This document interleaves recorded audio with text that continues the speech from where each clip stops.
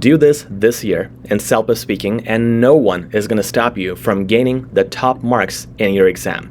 This is a sample question in front of you. Your dad is struggling with weight gain and you have to give him some advice. Very typical CELPIP speaking question 1, and this is the best structure you can apply with some of the most helpful words that'll structure your answer nicely. We're going to look at this, we're going to look at question number 2, 3, and so on. We're going to cover all 8 parts in this video and ensure you get the highest CLB in CELPIP speaking. So part 1, you want to start by saying hi or hello. In this case, I'm going to say, "Hi Dad, how are you?" That's your greeting. Let's is the word that connects your greeting with your upcoming suggestions. So here you're going to say 2 to 3 suggestions, but before that, your hook is going to be, let's talk about the doctor's recommendations with regards to your weight. Or let's talk about your weight gain problem. I know you have been quite frustrated with that. Now get to your suggestions, 2 to 3 maximum, not more. Otherwise, you're not going to be describing each one of them with good quality. 2 to 3 at most. Now you want to finish up by saying words like "I hope," "I am sure," or "with the hopes." For example, "I'm sure these suggestions are going to be very useful. Let's circle back next week and see the improvements." Or, "With the hopes that you actually follow my suggestions, we'll see next week if the results turn out to be as good as I expect." Finish off with a greeting, something like "Talk to you soon," "Take care," "See you later." It's your dad, so it's going to be a short, simple, informal conclusion. Now, let's jump on to question number 2. Question number 2 talks about something, for example, your favorite movie or your favorite vacation, possession, etc. In this case, let's observe the structure. You want to start by using an adjective and then adding it to the topic. This is one of the best ways to start. So you can say something like, "The topic regarding my favorite movie is a thought-provoking topic," or "is an interesting topic." Right away you show an adjective, which is natural. It also is different in terms of description because it adds more range instead of you simply saying, "Today I would like to talk about." So be different and be creative. Then the next sentence is right away going to talk about your descriptive points. In the next 2 descriptive points, you want to make sure you explain the qualities of the movie. Why was it good? What was so unique about it? Make sure it is organized. One point could be about the characters and then expand on it, explain it. The other point could be about the creative visuals and explain that. Don't say too many things. Keep it focused to 2 main things and define those things well. With your third point though, you want to add expressions to it. And this is where you answer the question that is usually asked here. Why was it so memorable for you? Or why was it so important for you? And if you add an expression such as, "It was remarkable because it reminded me about my time with my family where this happened," that shows the importance of that and it adds to the range of vocabulary. Finally, finish it off by saying words like "overall" or "based on everything I've just explained, I feel like this movie really connected well with me."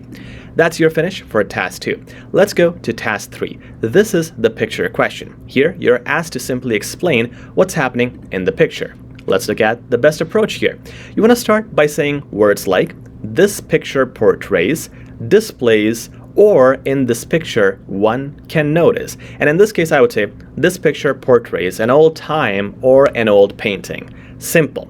You can use any of these words to start off, just giving a brief description of the picture in 1 sentence. Now, if you look at this picture, what's the first thing that I want to talk about? I think the lady is the first thing because she's occupying the center stage and she has good expressions. So I'm going to talk about the lady, or I could talk about this guy over here because he's also something like a dominant figure in this picture. So I could talk about him. I could talk about anyone, the lady in the center, the guy on the right, whoever I feel is the main character and I don't want to miss them. I'm going to start with them and talk about what they're doing, then move on to other people. A great way to move on to other people is by using words like background and foreground. So you can talk about what is happening in the background, which would be the area here towards the back of the picture. And you can talk about multiple people gathered there or the wall and painting. While you talk about the foreground, you're going to talk about the lady, the kid, and probably this guy holding the other guy back. That's the foreground towards the center or the front side of the picture. So use words like those. Additionally, make sure it's not robotic. It's not just this guy, this lady is doing this or that. Add the expressions. what's surprising is, what's weird is, what's confusing is, and so on. For example, in this picture I can say, what's surprising is everybody seems to be doing their own thing. None of them are connected to each other or talking or interacting with each other. They're just busy with their own situations and problems. And that's what's surprising, interesting, intriguing. Make sure to add those words for a good range. Finally, finish off by saying words like it's clear that, and then naturally blend it with what is being presented in the picture. It is clear that the picture is full of chaos. And that's how I'm going to finish. Question number 4 gives you the same exact picture and asks you now, what do you think will happen next in the picture? What you want to do here is start by using words like, in the next few moments, I feel that, with the direct start. This is what makes the flow natural. Here's what I mean. In the next few moments, I feel that the lady in the center is going to exit the picture because she looks really uncomfortable right now. So I'm going to grab a character here and add that to my first sentence to make a good smooth flow and have my direct start. Then throughout the picture, I'm going to be picking the characters, explaining what will happen in the future, but by using these words like likely, perhaps, may, or will likely happen, because I'm predicting and I'm using the future tense. So make sure to sprinkle all these words throughout the description. Finally, finish up by saying, those are my thoughts, or those are my possible predictions, or you could use a word like overall if you want a concluding word. Overall, these are some of the things I believe will happen next. Now, let's get on to our 5th question, where you're given 2 options. You have to pick one, or the computer will choose one for you. So in this case, let's say I picked the extra studies, and I got to convince my parents that that is a better option compared to sports. And that is usually awkward. It's usually the other way around, but let's say I'm doing that. Here is the strategy. You want to start by using words like hi, hello, whoever you're talking to. In this case, hi guys, or hello, mom and dad. Hope you are, and that's it. That's the greeting you want to do. Hope you're well, hope you're having a good day. And it's short, it's simple, because you don't have much time. This is a 1-minute question only, and you have to cover everything. We'll come to that in a sec. Now, as soon as you say that first sentence, talk about the points here regarding my summer vacation. Considering my summer vacation, given my upcoming summer break, I feel I should invest more time in extra studies compared to sports. And that's how you build in the loop from your greeting to the actual topic.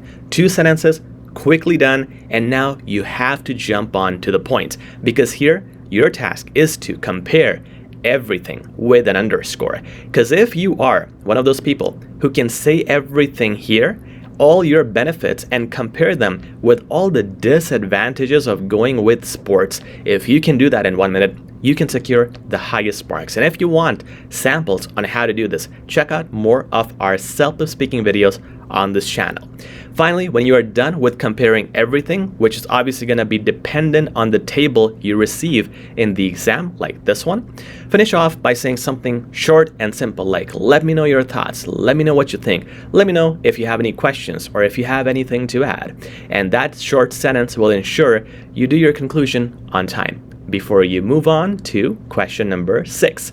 This question gives you 2 situations. Now here, your friends want to go watch a comedy movie, but your partner wants a horror movie. Either talk to your partner, tell him or her that you want a comedy movie with all the friends, or convince your friends that you should watch a horror movie. So here you're usually put into a difficult spot. Here's what you want to do. Start by saying hey, hello, depending on who you're talking to, and then add I to have a natural tone as well as your opinion. So if I'm talking to my spouse, I'm going to say, hey honey, I wanted to convince you to listen to my difficult opinion, which is going to be going out with friends and actually watching a comedy movie. This is where you do things naturally. Instead of you saying, hey honey, how are you? In this case, we tend to avoid greetings because you're put in a situation where you're already probably involved talking to people, and now you have to convince someone on spot. So no greetings needed, a natural flow is needed. And then the next thing is going to be at least 2 reasons explaining why this is a better option. And I have highlighted that because most of you give reasons. The movie, for example, the comedy movie is cheerful, it's fun. But then why is that a better option? Because we've been having a lot of horror movies and even realistic horror events. I think if we just watch a comedy movie, it will lighten up the mood. You have to give the reasoning why that is a better choice. After giving your 2 points, make sure to add a third touch where you have an apology plus emotional connection. You are being marked on this in this part. Make sure you add that. For example, I am sorry, I understand this is not what you were planning, but because you are so upset, I will ensure that this weekend you and I go out together and watch the movie of your choice. This is your emotional connection, trying to relate to that person, apologizing, and using words like rest assured, don't worry, I promise, to show your emotional connection. And finally, have a natural conclusion depending on the situation, which is always going to be different. In this case, I'm just simply going to say, let me know what you think, or I hope you agree. And that's it. Let's go to our debate question. Second last question, number 7. All cars should be electric, and then again, they present you a situation and ask you, do you agree or disagree? Here, you want to start by using the topic itself and then putting an adjective to it. For example, having or not having electric cars is a very contentious topic or a controversial topic. Add that adjective. It's natural, and you right away target the topic. Then present your opinion in the very next sentence. I believe, or I have the opinion, or I'm of the stance that. Present your opinion here. Now you want to present your 2 points, 2 and a third one, but they're slightly different. So first 2 points are simply going to be supporting your side. If you support electric vehicles, talk about why they're beneficial in 2 points. The third point, to add more range of vocab, talk about the other side, but oppose it. So if you selected electric vehicles, in this third point, you're going to oppose gas vehicles and talk about how they're polluting the environment. Talk about the negative side effects of that, and that'll help you create an objection and a different set of words that'll add incredibly well to your range. Finally, in the conclusion, wrap up the whole idea from your intro and the first 3 points, talking about how electric vehicles overall present these pros over cons, which is why they should be the number 1 choice. Not saying I have that choice. Electric vehicles are controversial. Question number 8, our last question. You're in a reptile museum when you notice a cat and a lizard.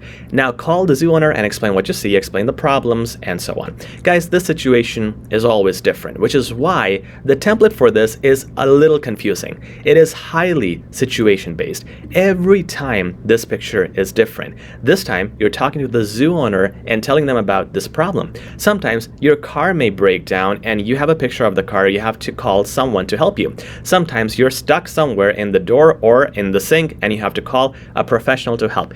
There are so many different situations. So one thing to remember, it is really situation based. Now in this case, we still can come up with a structure, a strategy that can apply in all types of or most types of situations.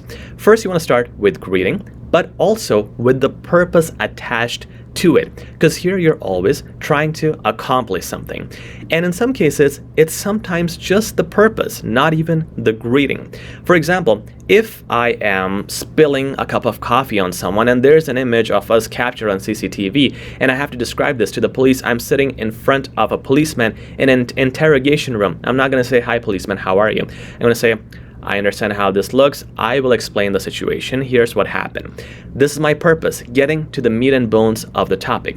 However, in this case, what you can do is say, hi there, my name is Sean, and I wanted to talk about this really dangerous situation right now. There is a cat right now in your enclosure for lizards. Now you get on to describing the image. So really make sure to improvise the introduction. At this point, you explain the picture based on your presence there. Again, remember, this is not part 3, which is describe a picture. You cannot say on the left I can see this, on the right I can see this. You are present there in front of the cage and observing this. You would use words like I can see, or right now the cat is doing this, or there are people around in a panic, and so on. Make sure you're present there, because usually you have to address this based on the situation you are involved in. Now you can finish off with words like, with that said, or given what I have told you, I believe someone should be sent here immediately to help out. Otherwise, all lizards are going to die in the next few minutes. something similar to the situation. It is really situation based, so you have to improvise on your conclusion. But make sure to use this idea overall for part 8, as well as all the other parts that we have gone through in this video. Make sure to follow these strategies in all your 8 speaking parts, and if you need the best coaching, the best prep, and your results without any hiccups, check out our CELPIP 15-hour best-selling internet course right here in the products. Please like, share, and subscribe. We'll talk soon.